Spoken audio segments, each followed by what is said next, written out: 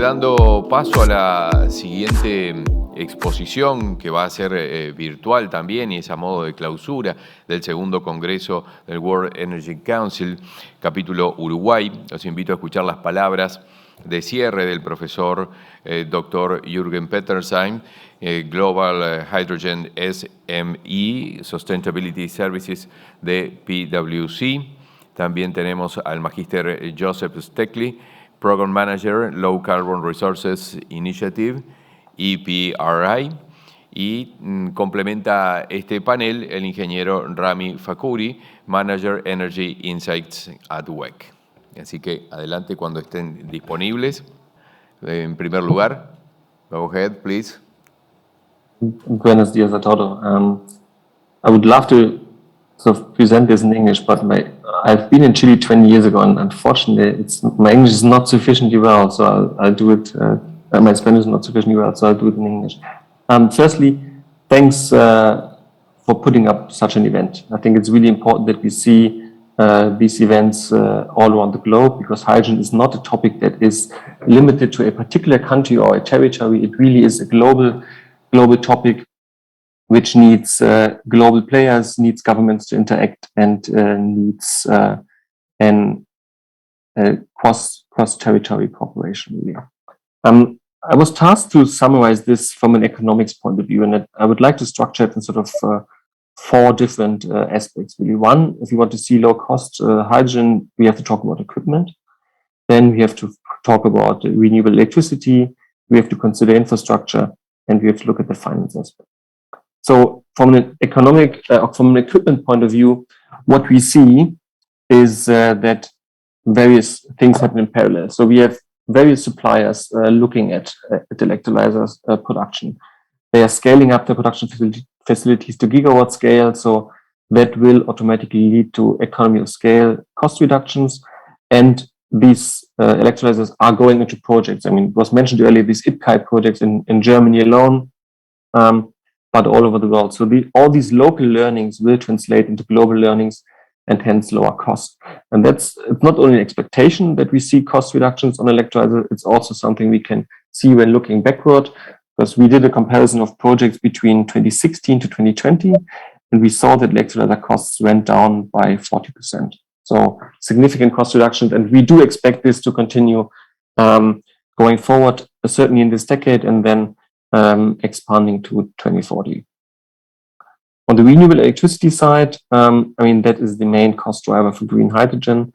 We already have low-cost renewable electricity. We see PPAs in the Middle East for $0.01 per kilowatt hour.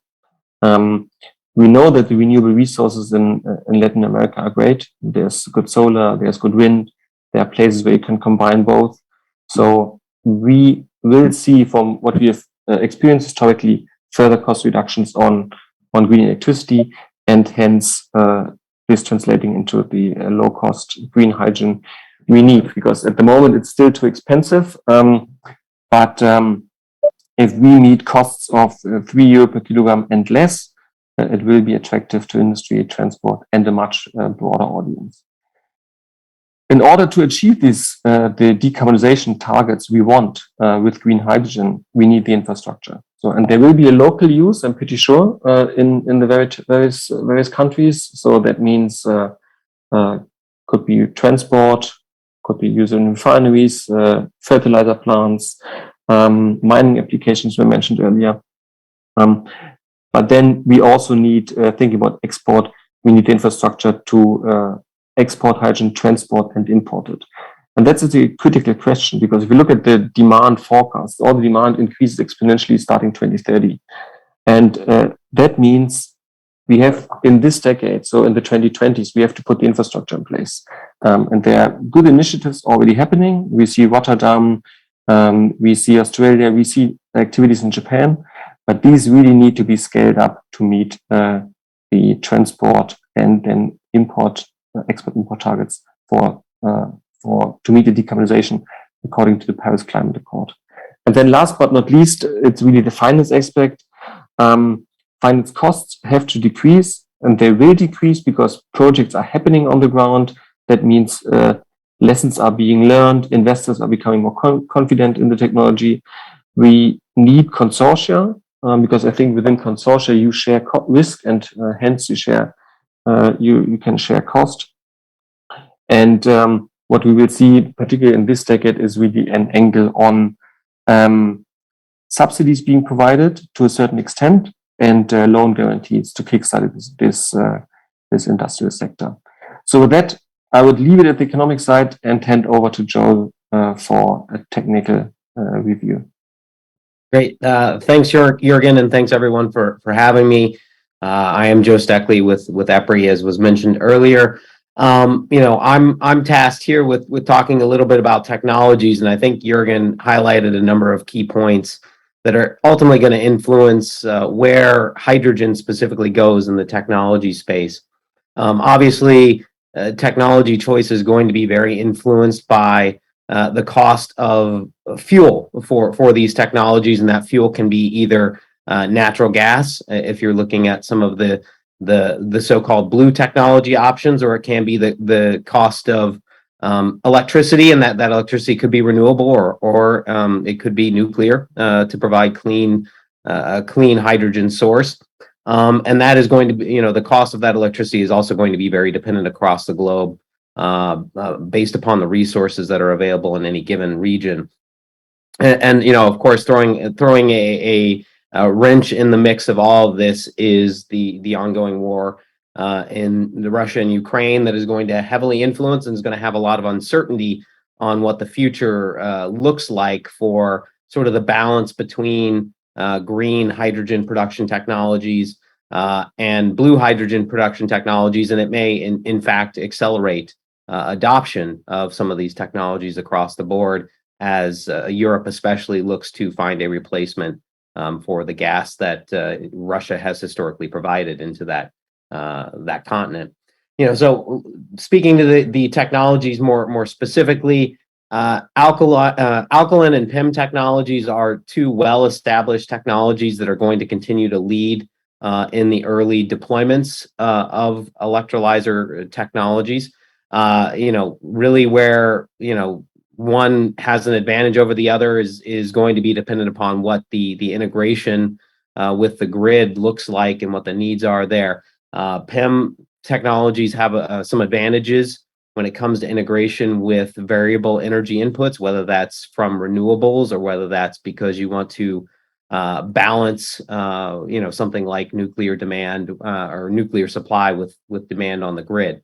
Alkaline technologies have some cost advantages overall in CapEx and will likely continue to be deployed in those applications where there's not so much need to balance or deal with those intermittent electricity inputs. And frankly, there are some options where these two technologies might be layered together to provide a overall solution that is perhaps lower cost, but also has some of the flexibility that's desired in this integration.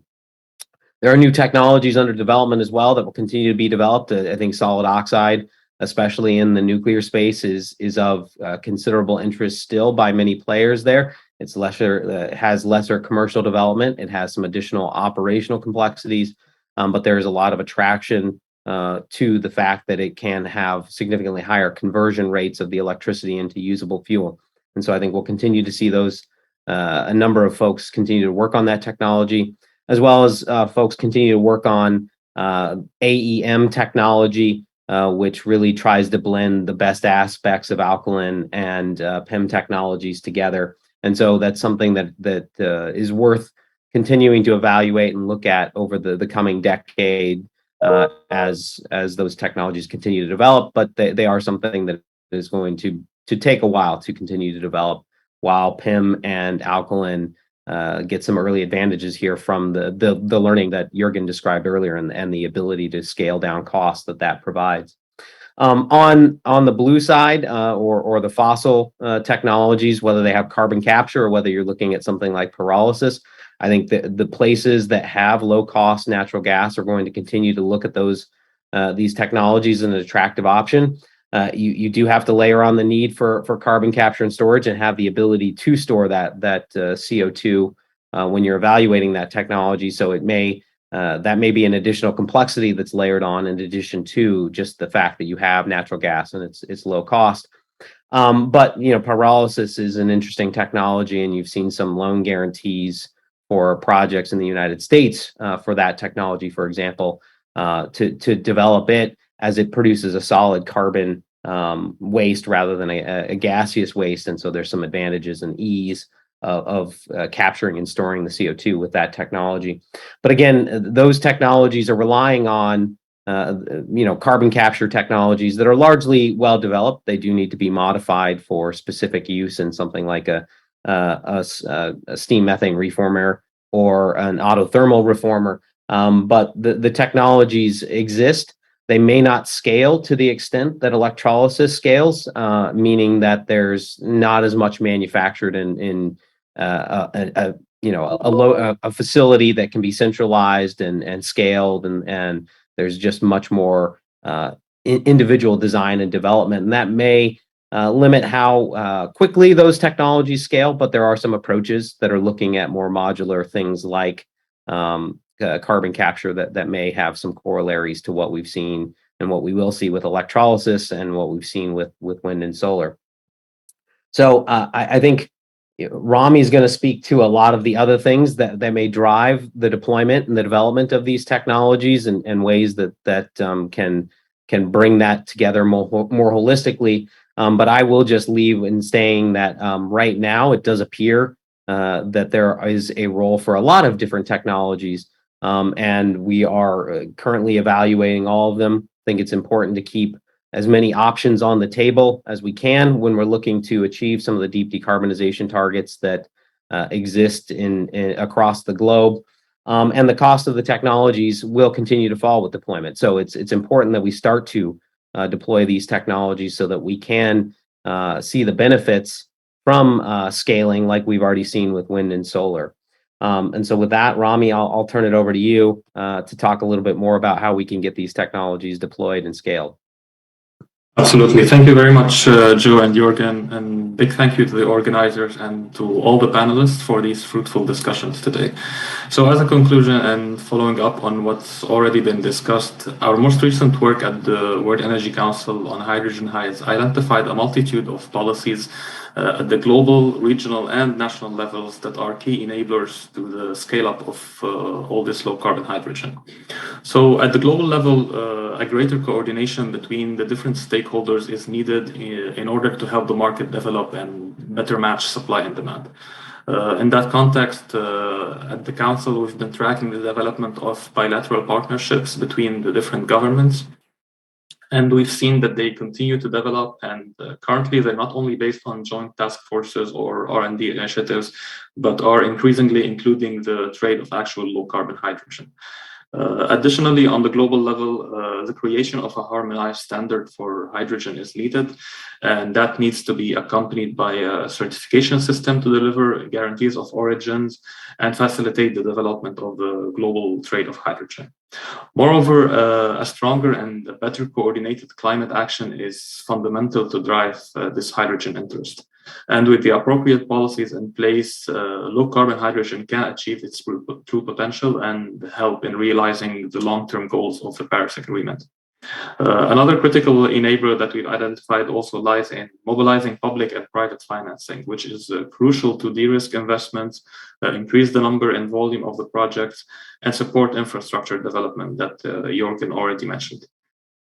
Now, at the national level, one of the most critical enablers for hydrogen development is having a well-defined national strategy that provides long-term visibility.